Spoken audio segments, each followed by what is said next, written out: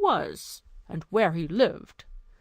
This is a matter of the first importance, and for fear of any treachery, I propose that whoever undertakes this business without success, even though the failure arises only from an error of judgment, shall suffer death."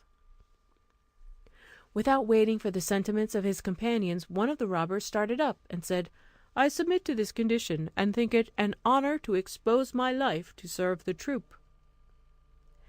After this robber had received great commendations from the captain and his comrades, he disguised himself so that nobody would take him for what he was, and taking his leave of the troop that night, went into the town just at daybreak, and walked up and down, till accidentally he came to Baba Mustapha's stall, which was always open before any of the shops. Baba Mustapha was seated with an awl in his hand, just going to work. The robber saluted him, bidding him good morrow, and, perceiving that he was old, said, "Honest man, you begin to work very early. Is it possible that one of your age can see so well? I question, even if it were somewhat lighter, whether you could see to stitch." "You do not know me," replied Baba Mustapha, "for, old as I am, I have extraordinary good eyes, and you will not doubt it when I tell you that I sewed the body of a dead man together, in a place where I had not so much light as I have now." "A dead body!" exclaimed the robber with affected amazement. "Yes, yes," answered Baba Mustapha. "I see you want to have me speak out, but you shall know no more." The robber felt sure that he had discovered what he sought. He pulled out a piece of gold, and putting it into Baba Mustapha's hand, said to him, "I do not want to learn your secret, though I can assure you you might safely trust me with it. The only thing I desire of you is to show me the house where you stitched up the dead body." "If I were disposed to do you that favour," replied Baba Mustapha, "I assure you I cannot. I was taken to a certain place, whence I was led blindfold to the house, and afterward brought back again in the same manner. You see, therefore, the impossibility of my doing what you desire." "Well," replied the robber, "you may, however, remember a little of the way that you were led blindfold. Come, let me blind your eyes at the same place. We will walk together. Perhaps you may recognize some part. And as everybody ought to be paid for their trouble, there's another piece of gold for you. Gratify me in what I ask you." So saying, he put another piece of gold into his hand.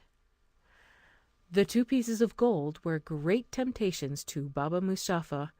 He looked at them a long time in his hand without saying a word, but at last he pulled out his purse and put them in. "I cannot promise," said he to the robber, "that I can remember the way exactly, but since you desire, I will try what I can do." At these words Baba Mustapha rose up, to the great joy of the robber, and led him to the place where Morgiana had bound his eyes. "It was here," said Baba Mustapha, "I was blindfolded, and I turned this way." The robber tied his handkerchief over his eyes, and walked by him till he stopped directly at Cassim's house, where Ali Baba then lived. The thief, before he pulled off the band, marked the door with a piece of chalk which he had ready in his hand, and then asked him if he knew whose house that was. To which Baba Mustapha replied that, as he did not live in the neighbourhood, he could not tell. The robber, finding he could discover no more from Baba Mustapha, thanked him for the trouble he had taken, and left him to go back to his stall, while he returned to the forest, persuaded that he should be very well received. A little after the robber and Baba Mustapha had parted, Morgiana went out of Ali Baba's house upon some errand, and upon her return, seeing the mark the robber had made, stopped to observe it. "What can be the meaning of this mark?" she said to herself. "Somebody intends my master no good. However, with whatever intention it was done, it is advisable to guard against the worst." Accordingly, she fetched a piece of chalk, and marked 2 or 3 doors on each side in the same manner, without saying a word to her master or mistress. In the meantime the robber rejoined his troop in the forest, and recounted to them his success, expatiating upon his good fortune in meeting so soon with the only person who could inform him of what he wanted to know.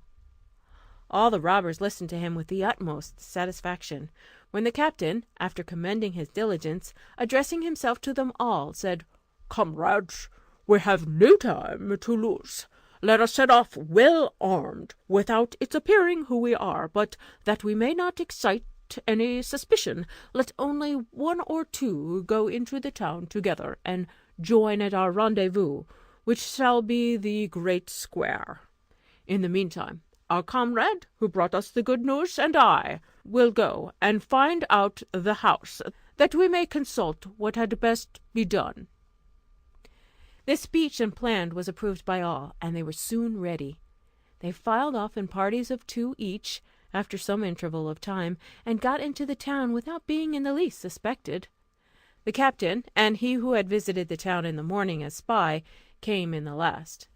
He led the captain into the street where he had marked Ali Baba's residence, and when they came to the first of the houses which Morgiana had marked, he pointed it out.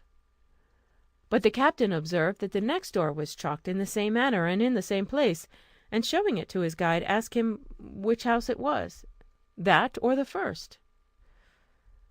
The guide was so confounded that he knew not what answer to make, but still more puzzled when he and the captain saw 5 or 6 houses similarly marked. He assured the captain with an oath that he had marked but one, and could not tell who had chalked the rest, so that he could not distinguish the house which the cobbler had stopped at. The History of Ali Baba and of the 40 Robbers Killed by One Slave, by Arabian Nights Entertainment. Part 2. The captain, finding that their design had proved abortive, went directly to the place of meeting, and told his troop that they had lost their labour and must return to their cave. He himself set the example, and they all returned as they had come. When the troop was all got together, the captain told them the reason of their returning, and presently the conductor was declared by all worthy of death.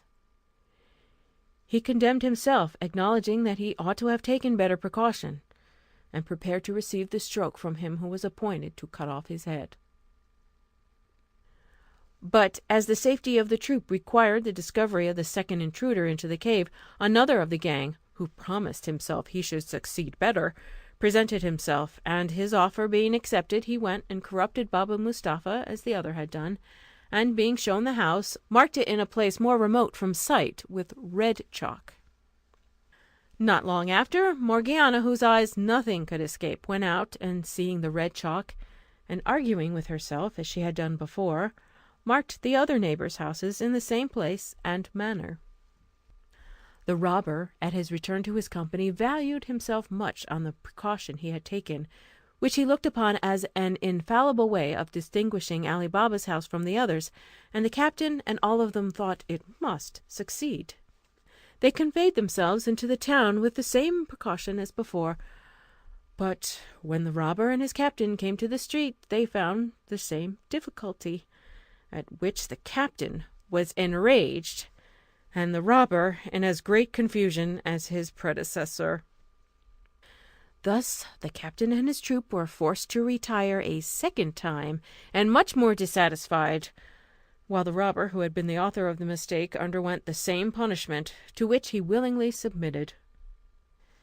The captain, having lost 2 brave fellows of his troop, was afraid of diminishing it too much by pursuing this plan to get information of the residence of their plunderer. He found by their example that their heads were not so good as their hands on such occasions, and therefore resolved to take upon himself the important commission. Accordingly he went and addressed himself to Baba Mustapha, who did him the same service he had done to the other robbers.